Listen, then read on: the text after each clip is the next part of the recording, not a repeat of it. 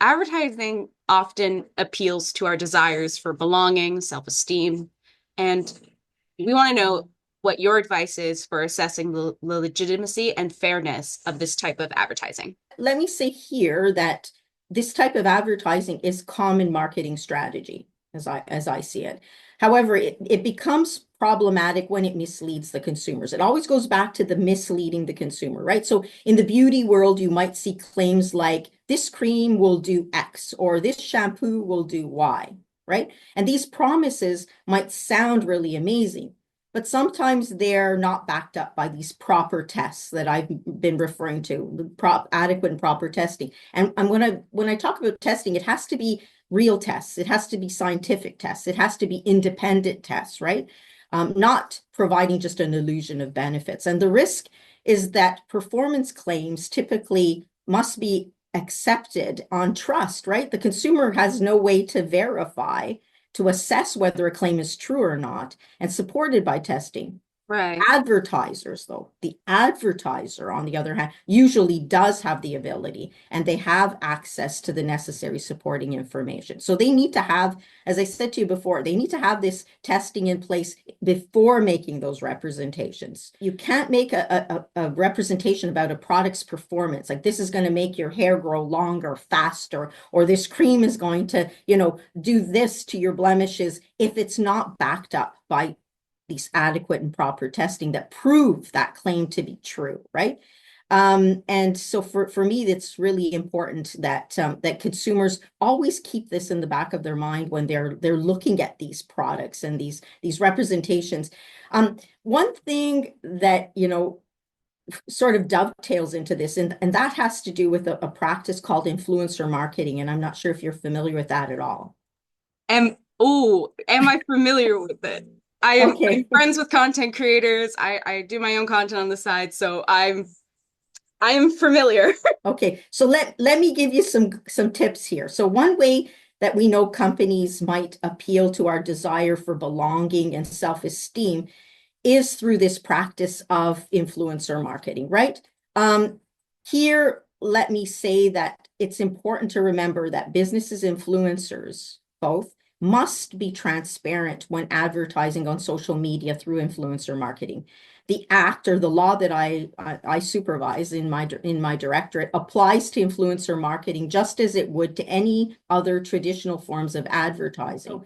In order for consumers to easily recognize when online content is an advertisement, we say that influencers should clearly disclose that relationship that they have with the business, the product, or the service they're promoting. This is the key. So that you have to make sure that consumers have all the information they need, right? And one of the information they need to know is there a material connection between the influencer and the product? So influencers should also be honest and base any reviews on and testimonials on actual use. You shouldn't be promoting a product, if you haven't actually used it. So, we expect these testimonials to be truthful, genuine, authentic. We always say that. And businesses are responsible, just as the influencer, when they post advertisements on social media, so both of them can be liable under our act if they don't make those disclosures. So I think it's really important that people understand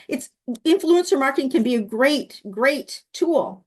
But if you're receiving, like if you're an influencer and receiving money or commission, even free products or services, discounts, free trips or tickets to events, or have a business or family connection with the brand, you need to disclose that. That's really, really key under our law. And in fact, I can tell you, Carson, that in December of 2019, the Bureau launched a letter campaign where it basically wanted to, again, raise the awareness of influencer marketing practices in various industries. And we were looking at the health and beauty, fashion, technology, and travel industries. And again, we wanted to make sure that influencers were aware of their obligations to disclose those material connections, those relationships, and that brands who work with influencers should ensure that this is done properly. And marketing agencies should also ensure that the content created by influencers they deal with are done adequately. So my motto here in Deceptive Marketing is ensuring truth in advertising. That's my key.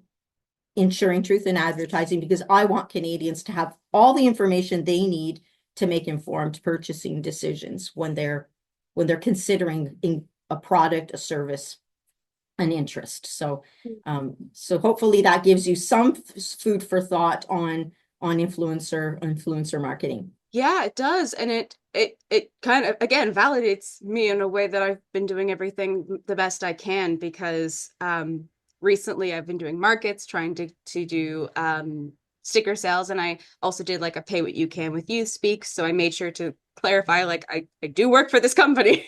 Yeah, Yeah. that is it. Just put it out there. It will alleviate any concerns, right? So make sure that consumers recognize when your online content is an advertisement, when there is a connection. If there's a connection, let the consumer know.